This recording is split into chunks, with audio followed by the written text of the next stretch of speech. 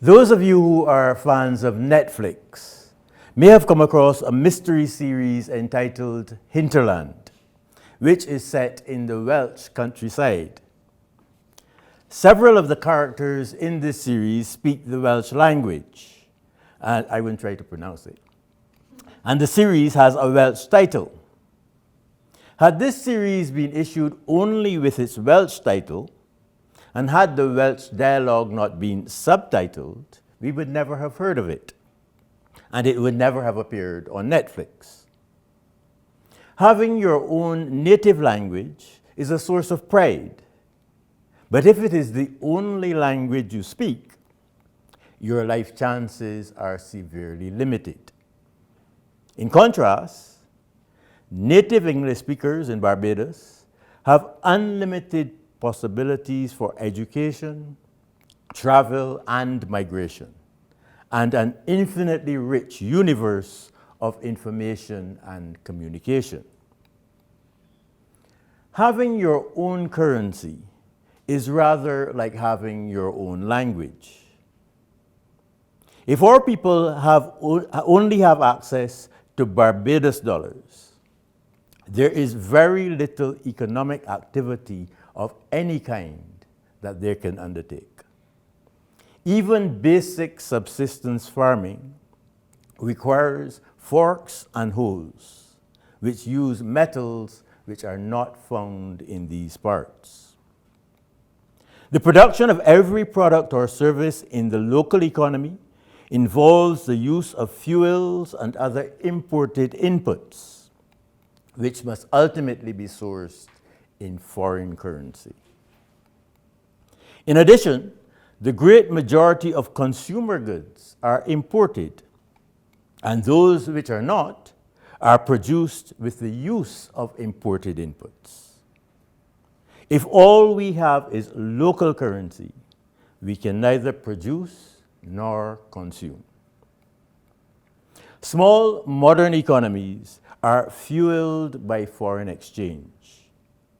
They can sustain the quality of life for residents only by maintaining the inflow of foreign currency. And they grow the economy by increasing the amount of foreign currency they earn or borrow. Currencies served a crucial purpose when they were first introduced, but they are a nuisance in today's world. The world of commerce and finance today bears no resemblance to the world for which Caribbean currencies were devised. Currency notes and coin, mostly of uncertain value in terms of the purchasing power of the everyday goods and services we need to source abroad, are little used domestically. Mostly, we use electronic transfers, checks, and credit cards, certainly for all payments of any size. Since these are all computer records, it is immaterial how they are denominated, so long as both ends of every transaction match. There is no reason to link the denomination of electronic transactions to the value of notes and coins. We continue to do electronic payments in local currency only because we have not thought deeply about the problem. We refer to notes, coins, and bank deposits as money, and we use that term as a synonym for currency. The proverbial man from Mars would find that perplexing. Currency and bank deposits both may be used for making payments, but they are clearly two very different ways of making payments. Bank deposits may be precisely defined electronically. Their value may be derived precisely from instructions about how to read the electronic record. That record may be rendered either as an amount of TT dollars, or an amount of US dollars, or a multiple of TT dollars. That multiple is currently about 6.8. I can see no reason why that multiple should ever change, or why we should even bother to define the electronic record in anything other than US dollars. Notes and coins are another matter altogether. Barbados currency can only be used to settle transactions in Barbados. If the payee is in the US, the holder of the Barbados dollar must seek a supplier of US dollars who is willing to sell and pay whatever is the going price. With the demise of the US dollar standard, there is no certainty about how that price may fluctuate. Experience with currencies of small countries worldwide shows that they all lose value over the long term, in some cases dramatically so. Because the notes and coins lose value, there is no reason deposits should decline in value equivalently. Deposits with banks are matched with an equal or greater value of credit on the asset side of the bank's balance sheet. They may therefore be denominated in US dollars rather than Barbados dollars, so long as an equivalent amount of credit is simultaneously denominated in US dollars. Nothing changes. There are problems with having your own currency. In the first place, as I said earlier, there is little or nothing useful that you can do with a Barbados dollar in any community or any local currency in any community that does not have access to US dollars. You cannot find anything to buy because there will be no imported goods of any kind. And also, no local production, because there is nothing that is produced in Barbados that does not use some essential imported material or equipment. Equally, you will not be able to produce food for yourself or make clothing or shelter, because there is no one from whom you can purchase the required equipment and materials. Our economies prosper to the extent that there is an ample inflow of foreign currencies which may be spent on the imports we consume and use in production. Companies and individuals who earn foreign currency are privileged compared with those who are paid in Barbados dollars, in much the same way as Haitians who speak English are at an advantage with those who speak only Creole. Having your own currency gives a good feeling, but it actually makes second-class citizens of the less well-to-do. Secondly, your local currency is not a good choice for placing your savings because its value may be depreciated relative to the US dollar at the time when those savings are needed.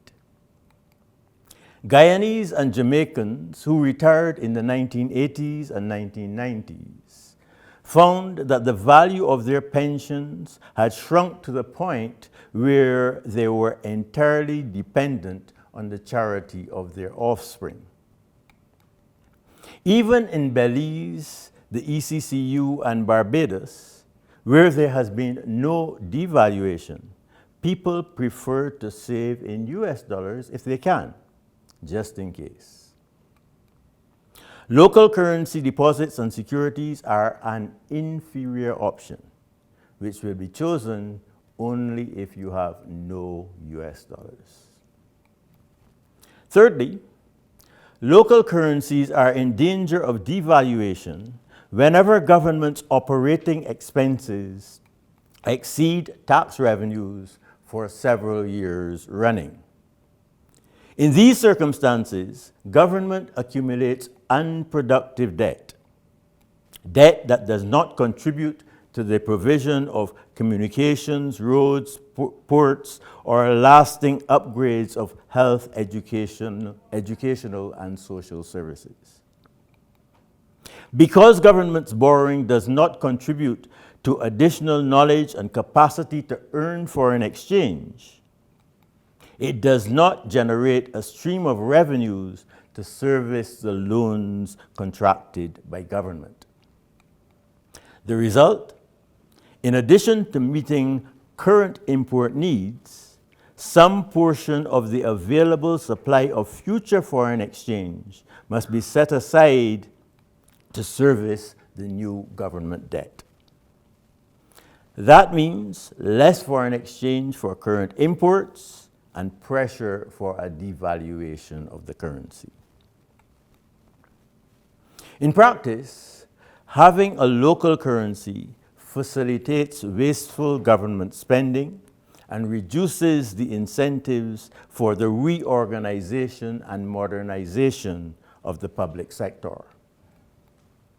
In the absence of a local currency, government would be obliged to maintain creditworthiness in order to borrow in US dollars. That would be an incentive to raise public sector productivity and resist the more egregious forms of pointless job creation.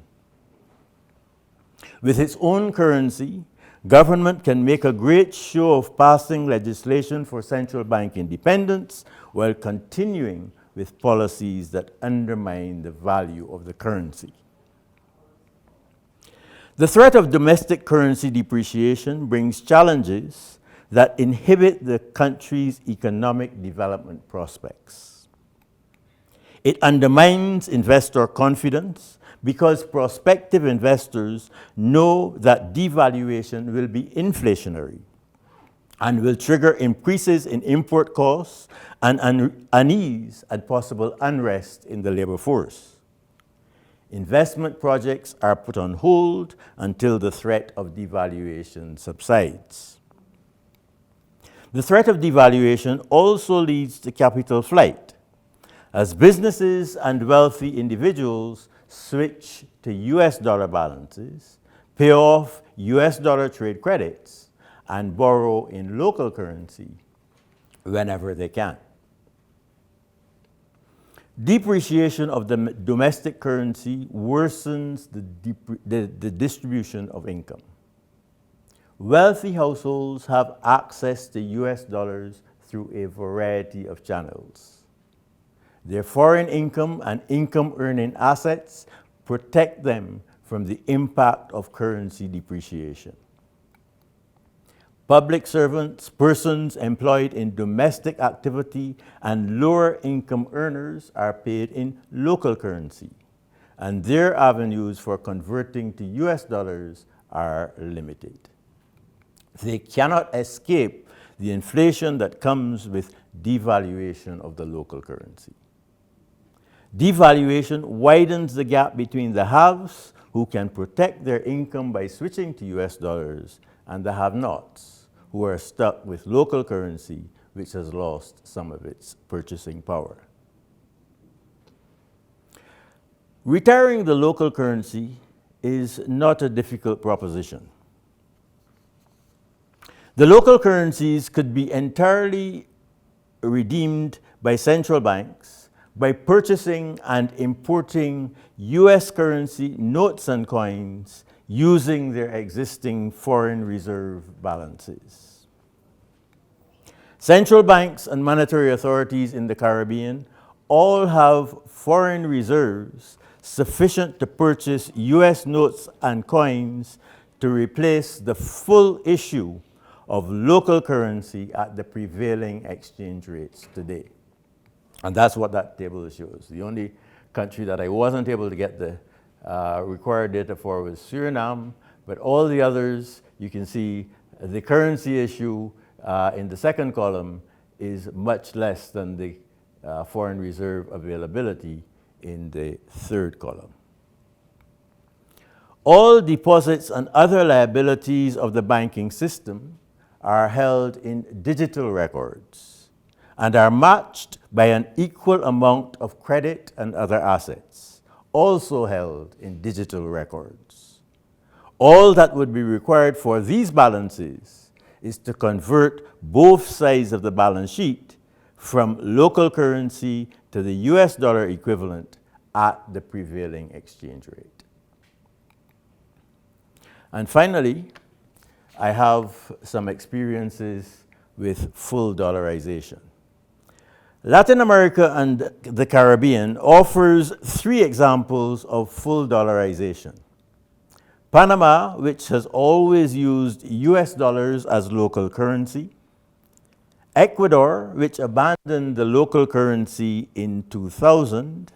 And El Salvador, which replaced local currency gradually, starting in 2002.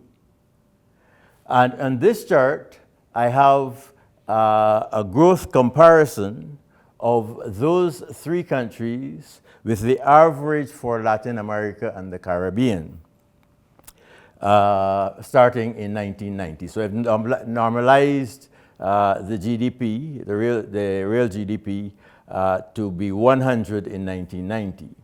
And the dark line, the black line, gives the average growth of GDP for Latin America and the Caribbean ever since 1990. And you can see that that ends at a value of 173. So over the period from 1990 to 2016, I believe that's where my figures, where my data ends, the real GDP of Latin America and the Caribbean on average had increased by 73%. And you will notice that all the countries that are fully dollarized did better than the average. Panama, which has always, as I said, used the US dollar as its domestic currency, actually outpaced Latin America and the Caribbean by 4 times. Ecuador, which dollarized in 2002, as you can see, was more or less, in 2000, was more or less, sort of around the average, a little below the average, up until 2000. Ever since then, it has been better than the average. And El Salvador, which is the most recent, has just barely exceeded the average. So that doesn't prove anything. But at least it says that full dollarization does not appear to be something that inhibits economic growth. And I've done the comparison now country by country on inflation in this chart. So this is Ecuador, and as you can see, from the point of 2000, of the full dollarization in the year 2000, they've actually done a little worse than the Latin American and the Caribbean average in terms of inflation. But the others have done better. So here's El Salvador. So the green line is the Latin American and the Caribbean average. And Ecuador is the orange line. So they had a period of inflation following the full dollarization, which you can see caused the line to jump almost double. But once they had fully dollarized, then you can see that inflation leveled out. And for the others, El Salvador has achieved inflation less than Latin American and Caribbean average. And of course, you can see Panama has been dramatically below the Latin American and Caribbean average. As I said, that's not a proof of anything, but it does, at a very broad level, indicate that nothing terrible is going to happen to you if you get rid of your domestic currency. Thank you.